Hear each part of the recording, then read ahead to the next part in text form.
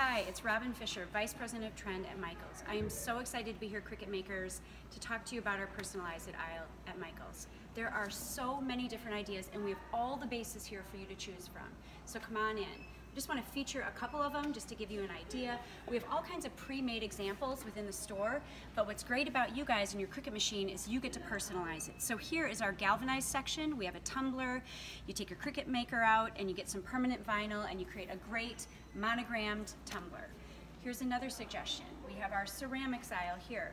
So you grab a ceramic, think about a trendy icon, take your Cricut maker out, and you create a beautiful, updated, personalized ceramic item.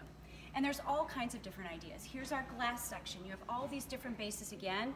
There's so much now about personalized sentiments. You can do one here that's really great for this wine glass. So really, you can't even believe, and we haven't even touched on terracotta, wood, etc. So come on in to your local Michaels store, go to michaels.com, and we can't wait to see what you've made.